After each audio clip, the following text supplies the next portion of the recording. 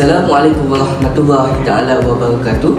Seterusnya saya akan teruskan pada pembentangan kita. Yang pertama sekali adalah pendahuluan. Pendahuluan, buli merupakan suatu perbuatan yang negatif yang dikenakan oleh seseorang yang lebih kuat atau berkuasa terhadap seseorang yang lebih lemah atau kurang berkuasa secara berulang kali. Jadi itu adalah perbuatan tentang buli. Seterusnya kita akan pergi tentang tujuan.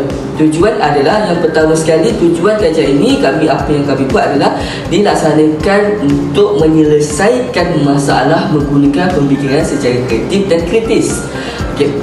Sehubungan dengan itu, kami menggunakan pendekatan Crush-Poilievre. Crush-Poilievre pada tahun 1945. Beliau merupakan seorang ahli matematik yang pada tahun 1940-an. Dan pendekatan inilah kami gunakan bagi tajuk kes buli pelajar sekolah menengah yang masih tiada kesudahannya. Kes bola ini telah memberikan 4 langkah cadangan, iaitu langkah yang pertama adalah memahami dan mengenal pasti masalah. Langkah yang kedua adalah membuat perancangan. Langkah yang ketiga adalah melaksanakan perancangan. Dan langkah yang keempat adalah menyemak semula. Berikut adalah tujuan. Jadi kita pergi pada yang seterusnya adalah objektif kajian ataupun objektif tentang penulisan kami. Objektif tentang penulisan ini adalah pertama sekali kami fokuskan kepada untuk memahami dan mengenal pasti masalah buli dalam kalangan pelajar sekolah menengah yang masih tiada kesudahan di Malaysia. Yang kedua adalah untuk membuat perancangan dan dengan mengenal pasti langkah-langkah dalam menangani masalah buli di Malaysia dalam kalangan pelajar sekolah menengah. Dan yang ketiga adalah untuk melaksanakan perancangan dengan melalui pelaksanaan langkah-langkah dalam menangani masalah buli di Malaysia. Dan akhir sekali, yang keempat adalah menyemak semula, untuk menyemak semula penyelesaian masalah dengan menggunakan kaedah analisis SWOT, iaitu kekuatan, kelemahan, peluang dan ancaman tentang masalah buli di Malaysia.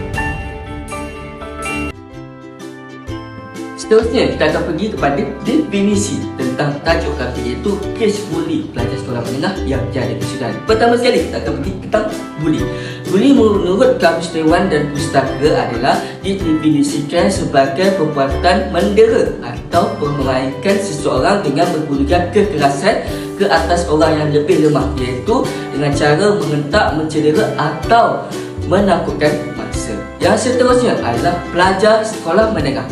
Pelajar sekolah menengah menurut Kementerian Pendidikan Malaysia KPM 2019, pelajar sekolah menengah ini adalah pelajar dalam kalangan murid-murid yang berumur 13 hingga 15 tahun, dan itu merupakan tingkatan 1 hingga tingkatan 3. Manakala tingkatan 4 hingga tingkatan 5 adalah pelajar berumur 16 hingga 17 tahun. Dan yang seterusnya adalah yang masih tiada kesudahan. Yang masih tiada kesudahan itu apa? Menurut Kamus Dewan, edisi yang kedua, iaitu 2015, erti yang tiada kesudahan merujuk kepada tetap selama-lamanya ataupun tidak berubah. Dari segi keadaan dan juga yang menunjukkan kepada sesuatu yang terus berlanjutan tanpa henti dari semasa ke semasa. Sekian. Seterusnya kita akan fokus, iaitu langkah 1, memahami dan mengenal pasti masalah. Kita akan kenal pasti masalah atau punca berlakunya kes buli ini. Yang pertama adalah mangsa buli ini tidak memberi kerjasama. Ini kerana mangsa buli ini tidak memberitahu dekat warden ataupun guru-guru bahawa dia sudah dibuli, kerana dia takut akan dibuli dengan lebih teruk lagi. Yang kedua adalah perasaan dendam terhadap kawan-kawan. Salah satu terjadinya adalah bermula dengan ejek-mengejek ataupun tidak menghormati orang yang lebih tua. Yang ketiga adalah persekitaran budaya sekolah yang lemah. Ia sebagai contoh adalah seperti kekurangan guru, menyebabkan pelajar tidak dikawal dari segi akhlak ataupun sahsiah di pelajar itu. Yang keempat juga adalah pembuli merasakan dirinya lebih kuat daripada orang lain. Dia sama ada pembuli itu lebih tua ataupun berada lama di sekolah itu, ataupun dari segi tubuh fizikal dia yang lebih kuat daripada mangsa. Seterusnya yang kelima ialah latar belakang keluarga. ia adalah sebagai contoh yang merasakan tekanan daripada keluarganya seperti pergaduhan ataupun penderaan di rumah, maka dia akan lepaskan tekanan itu kepada mangsa buli itu. Seterusnya yang akhir sekali iaitu mencapai sesuatu perkara dengan mudah.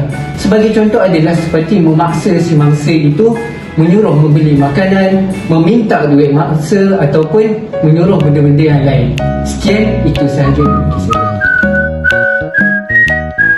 Okay, Assalamualaikum dan salam sejahtera. Baik, kali ini kita akan masuk pada langkah yang kedua, membuat perancangan, iaitu kenal pasti langkah-langkah ataupun strategi penyelesaian masalah. Yang pertama adalah mangsa buli sendiri haruslah berani dalam mempertahankan diri mereka, iaitu bukanlah dengan cara membalas semula, tetapi dengan cara mereka melaporkan kes buli tersebut kepada ibu bapa mereka maupun guru-guru yang bertugas. Yang kedua, ibu bapa dan pihak sekolah haruslah membuat satu inisiatif, contohnya bermesyuarat bagi menyelesaikan masalah buli ini. Yang ketiga pula, pihak sekolah ataupun khususnya pihak Kementerian Pendidikan Malaysia haruslah menggubal undang-undang yang ada di sekolah, contohnya menguatkan lagi undang-undang bagi pelajar yang bermasalah seperti buli, iaitu meletakkan undang-undang yang keras terhadap mereka. Yang seterusnya, yang keempat adalah pihak masyarakat sekeliling haruslah cakna ataupun memberikan perhatian yang penuh terhadap masalah buli ini. Kerana apa? Masalah buli ini adalah masalah yang sangat penting dan melibatkan semua masyarakat.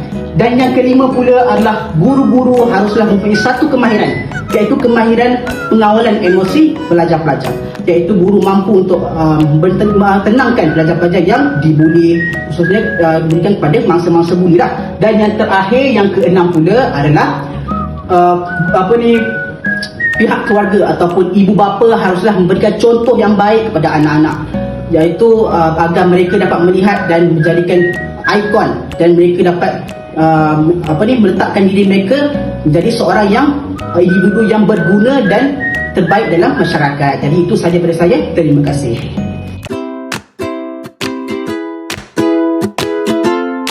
Okey, seterusnya kita akan menerangkan tentang langkah 3, iaitu pelaksanaan langkah-langkah dan strategi penyelesaian masalah. Penyelesaian masalah berkaitan apa? Penyelesaian masalah berkaitan dengan cara untuk menangani masalah buli yang sering terjadi dalam kalangan pelajar di sekolah-sekolah. Okey, yang pertama iaitu mangsa buli perlulah berani bersuara. Mangsa buli perlulah berani menceritakan tentang apa yang terjadi terhadap dirinya yang dibuli kepada guru disiplin, agar guru disiplin dapat menangani masalah buli tersebut. Yang kedua iaitu masyarakat melakukan aktiviti keramaian. Masyarakat perlulah bekerjasama dengan pihak polis untuk melakukan aktiviti-aktiviti keramaian seperti program-program dan ceramah untuk menangani masalah-masalah buli dalam kalangan pelajar. Yang ketiga, ibu bapa perlulah bekerjasama dengan pihak sekolah. Ibu bapa sangatlah penting bekerjasama dengan pihak sekolah. Pihak sekolah ni dia akan membimbing dan mengajar murid-murid tentang cara untuk menyelesaikan masalah dengan baik. Okey, yang keempat, guru dapat mengawal masalah buli di sekolah. Guru mengawal masalah buli sama ada secara fizikal ataupun mental. Yang kelima, pihak sekolah mengenakan tindakan undang-undang kepada pembuli. Pihak sekolah mengenakan tindakan secara adil kepada pembuli, agar pembuli tu dia seriklah untuk melakukan aktiviti buli tu.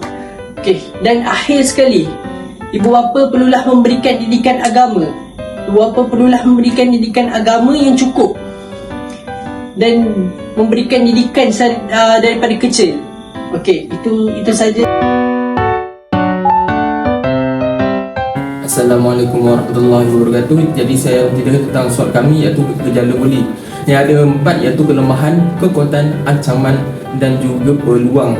Iaitu pertama adalah kelemahan iaitu ketebasan sumber daya iaitu di mana belanjawan dan juga kaki tangan sekolah mempunyai batas iaitu terhad mereka sendiri untuk menangani gejala buli tersebut. Yang kedua adalah kurang rasa percaya diri iaitu di mana pemangsa buli tersebut mudah akan dibuli kerana kurangnya rasa percaya pada diri mereka. Yang kedua adalah rendah keterampilan dalam komunikasi. Ini juga adalah sisi kelemahan kerana mereka susah untuk memberitahu iaitu pengalaman mereka dibuli kepada ibu bapa dan juga sekolah. Okey, kita akan masuk kepada kekuatan iaitu sokongan sosial. Iaitu ibu bapa dan juga sekolah dan juga rakan sebaya dan lingkungan baik akan memberi kekuatan kepada individu untuk menangani gejala buli mereka. Yang kedua adalah kesedaran melalui pendidikan iaitu pendidikan moral dan juga pendidikan Islam akan juga memberi kesedaran dan kebaikan kepada masa buli tersebut untuk kepada para pengundi tersebut untuk mereka sedar untuk menangani untuk mereka berhenti buli.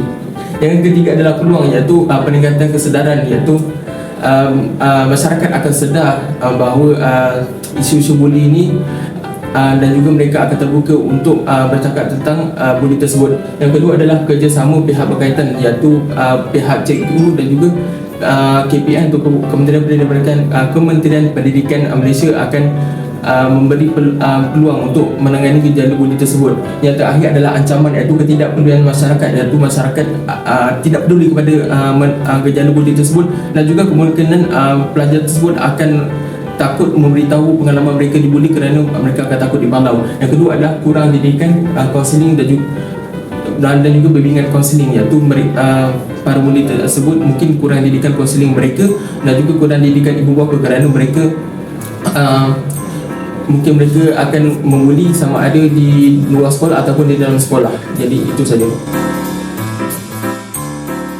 Akhir sekali, saya akan memetakan rumusan dan cadangan. Gejala buli berlaku terhadap kedua jenis buli iaitu secara fizikal dan mental. Antara punca terjadinya buli adalah peranan ibu bapa pelajar sendiri. Nasaruddin Imran Rosli 2019, contoh rakan sebaya dan persekitaran sekeliling. Pengaruh rakan sebaya merupakan faktor kedua utama yang menyumbang kepada aktiviti buli.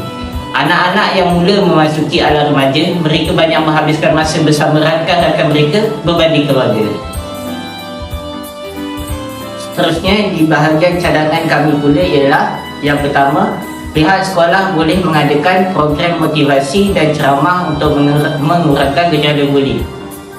Dengan ini, pihak sekolah boleh menjemput influencer untuk memberi nasihat ataupun pandangan tentang gejala buli. Yang kedua pula ialah menyediakan saluran untuk pelajar mengadu tentang masalah. Dengan ini, pihak sekolah boleh menyediakan peti aduan untuk pelajar memaklumkan permasalahan mereka.